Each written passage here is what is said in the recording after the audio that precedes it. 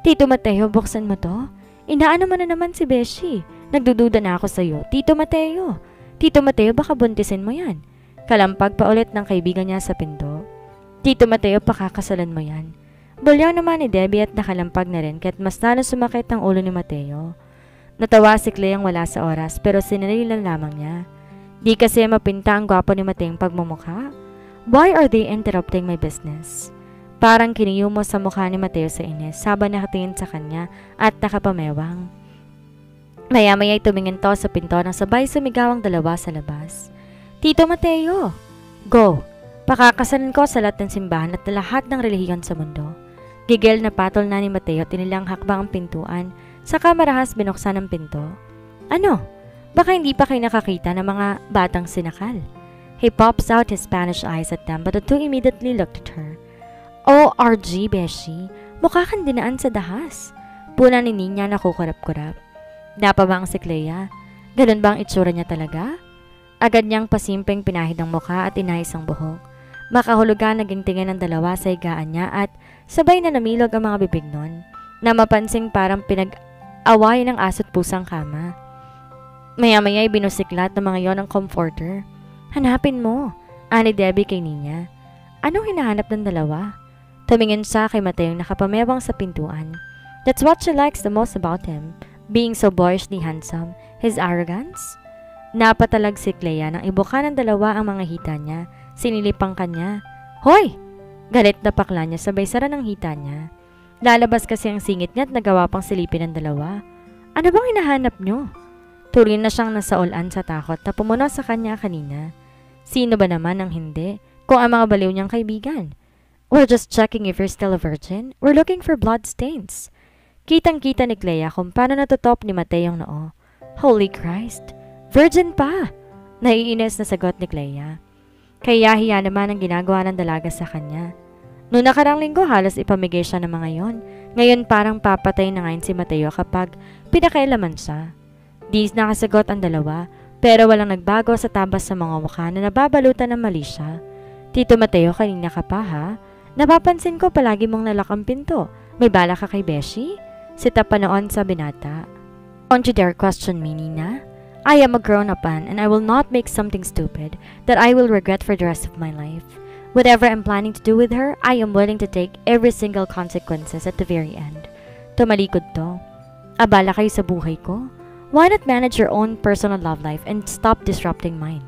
Tuloy-tuloy tong umalis at iniwan na sila. Sabay tumingin sa kanya ang dalawa at tumabi sa kanya. Umiiyak ka ba? Ba't para ka ni-rape? Usisa ni Ninya sa kainayos ang buhok niya. Tumingin si Clea sa mga kaibigan. Saglit tinitigan ang mga yon.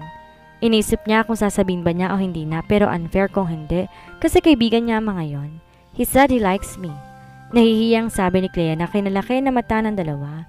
Tapos maya-maya, natitili ang mga yon na parang loka-loka at sumayaw sa harap niya. Si Debbie nag-headbang at kunwari may ginigitara. Yahoo! In love na si Bustamante!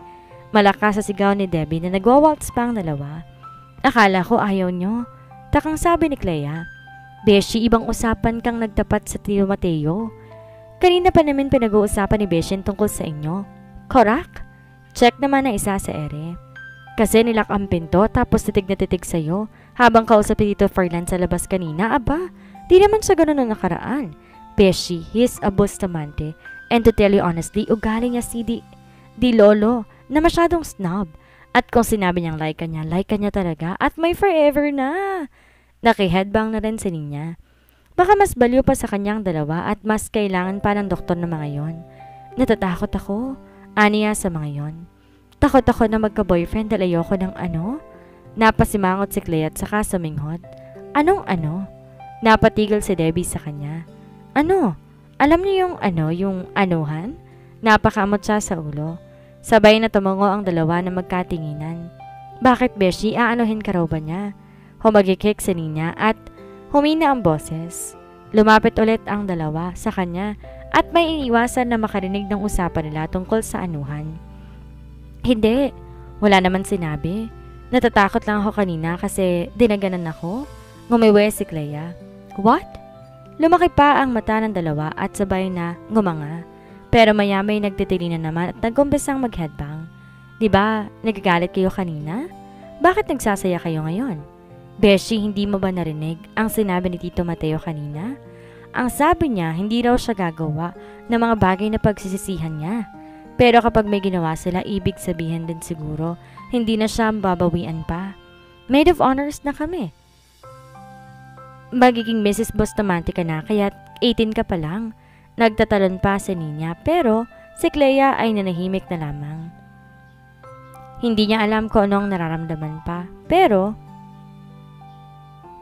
si Clea nanahimik lang. Parang lumalaki ang puso niya. Totoo ba yun? Pero ang aga naman para mag-isip ng ganoon. Di pa nga siya sigurado kung mapagbibigyan niya si Mateo. Pero pag malapit naman sa kanya, hinahayaan naman niyang hawakan siya at halikan. Tapos kahit natatakot siya, parang kinikilig naman din. Pagbigyan mo na, Beshi. Iba rin naman sa magkaka-boyfriend ka na para naman maging masaya ka, hindi lang sa friends mo. At least sa love life na. Pero syempre, paligo ka muna. Naman ni Debbie na pumaposing pa sa harapan niya. Di yun marunong manligaw? Sagot naman kaagad ni Nina. Pero tuturuan namin. Nina bobs her brows. She purses her lips and nods. Sige, tingnan niya kung ano mangyayari, but all she knows, she trusts him a lot. Pinagchichismisan niyo ko? Biglang sabi ni Mateo. Hindi na tuloy niya napansin na nasa may pintuan ng bintana at naghihintay.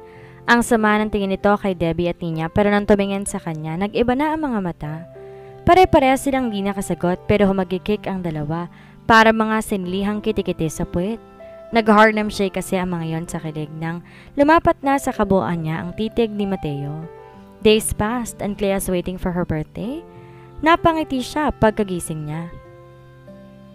Pag magsa-celebrate siya ng birthday nila, dun sila sa Maynila, nagwawala. Kumakanta kahit wala sa tono.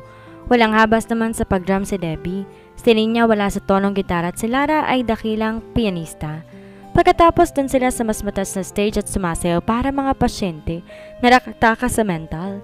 Ganon kalokohan nila tuwing birthday niya at sadyang nilaan ni Cairo ang lugar para sa kanya. Ewan niya kung ganon pa rin ngayon. Morning Mom, Dad, mga lola at lolo, Papa Jesus, Papa God. Nag-antanda si Clea ng krus matapos tumingala sa kisame. Pagkatapos tumayo siya at inayos ang higaan. Napaisip siya kung gising na kaya si Mateo.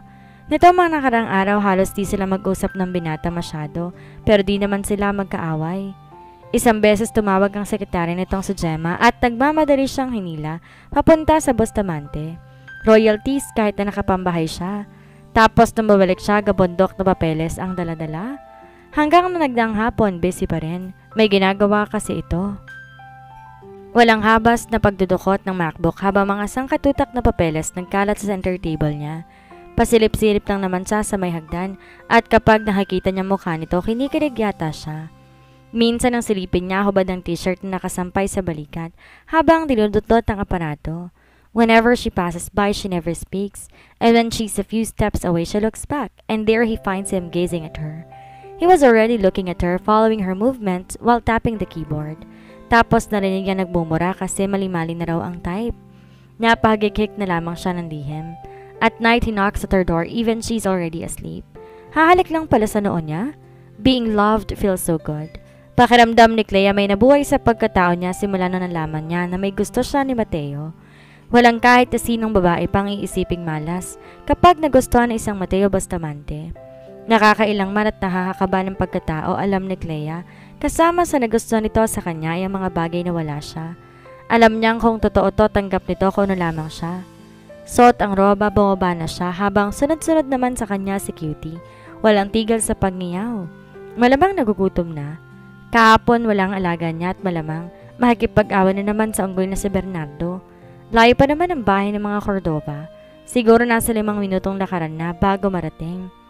Pag-ikot niya sa may salawa ng anino na isang Mateo, malamang tulog pa, naisip niya. Sinenyasan niya ang pusa na maupo sa sofa at sumunod naman yon, makalipas ang 4 na kumpas ng kamay niya. I'll get you food, okay? Aniya sa alaga at saka siya tuloy-tuloy sa kusina. Napahikab pa siya at nag-inat saka siya yumukod para buksan ang pang-ibabang cabinet kung saan naroon ang nag-aalaga sa kanya. Pero napatigil siya nang marinig na para may umungol kasabay ng pagmura. Inay, may tao! Napatras siya at natutop ang bibig. Sisigaw na sana siya pero nang marinig niya ulit ang isang panalaking ungol, parang nabosesa niya yon. Si Mateo. Napahakbang siya na wala sa oras dahil baka kung napano na to sa loob ng banyo. Galing kasi rin ng boses at rinig niya ang parang mahinang lagasdas ng tubig galing sa shower. Baka nadulas at nabagok ang ulo at maraming dugo ang lumalabas. She twisted the knob and pushed the door in an instant. Tito Mi! Natilihan si Clea at napapasinghap nang bumungad sa kanya ang hubad na katawan ng binata. Bukas na bukas ang sliding glass door ng shower, di malang pinagkabalang isara. His old back greeted her good morning. She wanted to cover her eyes when she saw his butt, but she couldn't move. But unlike before that, her body easily responds because of fear. The time, she feels no fear at all. Malinaw ang pag-iisip niya at mas lalo nang malinaw ang mga mata niya na si Mateo nagmamay-ari ng katawan niya na yon na walang kasing ganda. Kahit na nakatalikod pa, pantay na pantay ang kulay ng balat nito at sa unang pagkakataon paghanga ang nararamdaman niya at hindi nerbiyos. Oo, kinakabahan siya pero hindi dahil yun sa presensya nito, di dahil sa kung ano. Nasa ilalim to na mahinang buhos ng shower na parang mga ambon lamang habang isang kamay nakatukod sa tile na dingding. Nakayokong bahagya ang ulo pero di lumilitaw naman. Dumako ang mata ni Clea sa isang kamay nito na parang may binabati. Pati balikat parang nililindol kasi at isang braso. Anong pinabati niya? Itlog? Sinilip pa niya at tatakpan ni Clea ang bibig na makita niyang hawak ito ang sarili at hindi yun maliit. It was humongous and mad. Nakagat niyang daliri kasunod ng pagnunok. Di niya matanggal ang mata sa bagay na yon. Gusto niyang tumakbo na maging ligaw ang puso niya, ngunit naturala siya. May bahagi sa pandaman niya na gustong makita ang kanyang ginagawa. Ito'y ibang uri ng bagay. Di niya nakita ang mga goons na gumagawa ng ganung bagay. Alam niya sensualidad iyon pero curious siya. And Mateo doesn't look so scary too. He looks so perfectly handsome without his entire clothes. His height, his well-built manliness, perfect shape and everything. Napatingala ang binata at humahangos habang pabilis ng pabilis ang ginagawa nito at nang matapos. You should have run away. Why didn't you, baby? He raspy asked. Kagad si Clea ang kumarap at inangat ang mga mata. Alam nito na naroon siya. Ay ano ba? Nakakahiya talaga. Pumihit ng kaunti ang ulo nito at alam ni Clea, tinignan siya kahit nahigit niyang roba. Diyos ko, di ko alam kung anong sasabihin ko. Ngumiti si Mateo. Aren't you afraid? Dumako ang mata sa buhol ng robe niya. I better keep going. Paalam ni Clea. Nang tuluyan tong humarap, napasilap pa siya sa nakatayo pa rin itong harapan. Kaya't nanlaki ang mata niya dahil parang ruler ang haba noon. Oh Lord, he's longer and fatter than that killer. Doon na si Clea napatakbo kagat ang mga daliri. Nakarating ng sala ton pa sa lampak na napatuwad sa sofa habang nakasubsob ang mukha sa upuan. My God, what's that, Clea? Why did you love watching him doing such creepiness? Marahas siyang umiling at kinalampag ang phone. Humagulhol pa siya ng iyak pero arti-artihan lang yon. Creepiness ba yon? Lalo siyang gumapo. Ano kayang pangit sa kanya? Parang walang kapintasan sa panlabas na kanyoan. At naiinis si Clea sa sarili niya dahil hindi siya natakot. Parang na-excite pa siya ng umekong boses nan sa banyo. At ang boses na yun parang nasasarapan. Parang may kinikiliti sa kanya at maya-maya sumakit ang puso niya. Ay Clea, ano ba? Tumigil ka na. Hindi siya pamilyar sa mga pagbabagong nararamdaman at nakakatakot yun dahil di niya alam kung paano bibigyan ng linaw o kasagutan. Why did she feel an unknown pain on her abdomen? Ayoko na. Iyak-iyakan niya sabay baling ng mukha pakaliwa. Mukha na siyang bruha na lalapastangan. Ngumiyaw naman ang pusa at pinahid ang ulot sa mukha niya ng paulit-ulit at dinilaan pang ilong niya. Cutie pie, I'm so dead. Nakakahiya. Dapat natakot ako pero bakit di ako tumakbo? I am so dead na talaga. Nagkunwari pa siya na gumagahulhol pero may nagsalita na sa likuran niya. You're alive, very alive. Ani Mateo na nagpamulagat sa kanya. Naisubo niyang hinlalaki at nakiramdam. Hindi niya alam kung lalapit kasi yon o hindi. Ninenervyo siyang lumingon dahil baka nakahubad pa rin ito. Nang wala siyang marinig na kaluskos, pinihit niya ang ulo pero napapitlag siya dahil mukha ni Mateo ang sumalubong sa kanya. She almost climbed on the sofa like a freaking cat but her jaws were instantly bracketed in his hand. Tito, nalulon ni Clea ang salita nang bigla nitong sakupin ang kabuuan ng labi niya. Walang hiya. Ang liit ng labi pero kumakasi-basib ng halik, parang dinaig pa ang bibig ng pating. Nahihiya siya dahil di pa siya nagsisipilyo.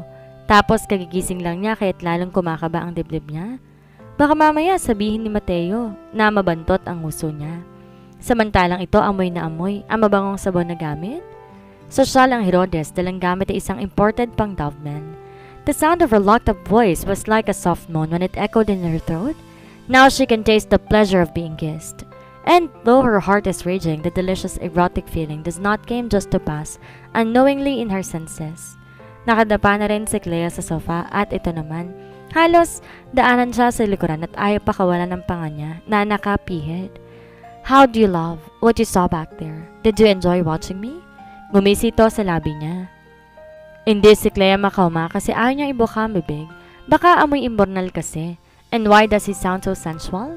Is he the man she had known last week? Parang bastos ang mukha nito ngayon, pati nang lumalabas na salita sa bibig. Parang sinasadyang idikit sa pitan niya ang harapan nito. She controlled the fear by shutting her eyes closed. What did they have? Di pa nga ito nag-uumpisang manligaw pero pahalik na ng panghalik. At siya naman ay hindi makaiwas. Pinagkakanulo siya ng kanyang damdamin. Hindi siya pamilyar sa ganong ugnayan pero ramdam niya masarap sa pakiramdam na pinahalagan siya nito at inaalagaan. Hinahawakan, niyayakap at hinahalikan. Ano ba yung ginagawa mo? Talong na rin niya matapos isubsob ang mukha sa sofa. Ayaw niyang maamoy kasi nito ang bibig niya at baka mamaya bigla na mag-resign bilang security at aplikante bilang boyfriend. Pleasuring myself. Diretsong sagot ni Mateo na kinalaki ng mga mata ni Clea kalaunan. Pleasing himself. Kaya ba umuungol to na parang naliligayahan kasi napapaligayan niya ang sarili? Bakit? Bakit kailangan i-please ang sarili? Why do you even have to do that? Di niya intensyon itanong pero hindi niya na napigil pa. I needed it. Sasabog ako kapag hindi. Sasabog. Magkakapira-piraso ka? Napaangat ang ulo niya at napapihit patingin kay Mateo. He chuckled and gripped his waist. Not literally explode, baby. You won't understand. What important is you're not so afraid anymore. Hinalikan niya si Clea sa likod ng ulo bago niya ito maramdaman na umalis sa may likuran niya. Get up! We're going somewhere. Lalabas daw si mommy and since hindi kita po pwedeng iwan, sasama ka sa amin. Deklara ni Mateo. Saan? Napamaang si Clea. Hindi ako pwede. May usapan kami ni Attorney Agaton. Kailangan ako sa office niya today. Sabi naman ni Clea na tila baliwala lang, pero dumilema mukha ng binata nang tapunan siya ng tingin. Gabi na naman kasi nag-text ang abogado kagabi, kaya hindi niya na nasabi kay Mateo. Bakit di mo alam yan? Parang bigla naging masungit ang pagkakatanong nito sa kanya. Wala namang problema na iwan mo ako sa kanya. Kibit balikat ni Clea. Di niya nga maiwasan na huwag mapatingin sa tiyan nitong puno ng pandesal. Wala naman talagang problema na iwan siya nito kay Agaton at samahan itong sariling ina sa lakad ng matanda. Sa akin meron? He maddeningly answered. Liligawan ka ng lalaking yon at baka mamaya bigyan ka na naman ng chocolates. Nabuhol ang kili ni Mateo at ines na namewang. But I thought you're a good sport, Tito Mateo, she said, not sensing his jealousy. Tumingin to sa mukha niya. Stop calling me Tito Mateo. Call me Mateo or Matt Bustamante. Just drop the Tito. Napabuntong hininga siya. At oo, sports ako kapag nakikipaglaban pa ako para sa isang bagay na wala pa sa kamay ko. Pero kapag pagmamayari ko na to, wala nang katangahan bilang magandang sport. Binigyan ni Mateo ng din ng mga huling salita niya. At dito na po nagtatapos ang kabanata ng ating kwento. Sana'y muli niyo po akong samahan sa mga susunod pang kabanata. Maraming salamat po. Ingat po tayong lahat.